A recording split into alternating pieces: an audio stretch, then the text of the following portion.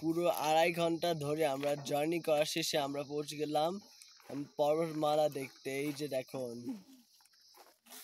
কি এটা জিব্রান, ওই যে মাথাটা দেখা যাচ্ছে, এটা কি? এটা যত ক্লিয়ার হচ্ছে আস্তে আস্তে এই যে ভিজিবল হচ্ছে, এবং ওই যে পাহাড়ে মেঘগুলো সরে যাচ্ছে, পাহাড়ের উপরের বরফগুলো দেখা যাচ্ছে, এবং ওপরে জীবন এই এই পুরোটা কিন্তু পাহাড়। এই যে এটা দেখাও, এটা বলো এটা কি? হিমালয়ের profile of Himalayas from Nagarkot. এই যে এই ইটা দেখা যাবে পুরোটা।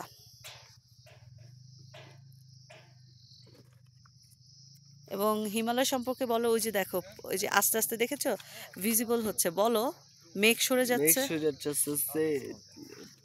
এবং পাহাড় দেখা যাচ্ছে। আমি তোকে বুঝিয়ে বলছি এটা কিভাবে পাহাড়টা তৈরি হলো। হ্যাঁ বলো। ওই তখনই ওই ভূমিকম্পে পেনজিয়া সব প্লেট বিভক্ত হয়েছে, এটা ভারত বিভক্ত হয়ে গেছিল। আর ওইখান থেকে তারপরে একটা পাওয়ারফুল ফোর্স তৈরি হয়, এখান থেকে ভূমিকম্প হয়েছে, তারপর ওইখান থেকেই হিমালয় তৈরি হয়। তারপরেই আমরা দেখতে পূর্ব হিমালয় দেখতে এসেছি। এবার নেক্সট ট্যুরের জন্য আমরা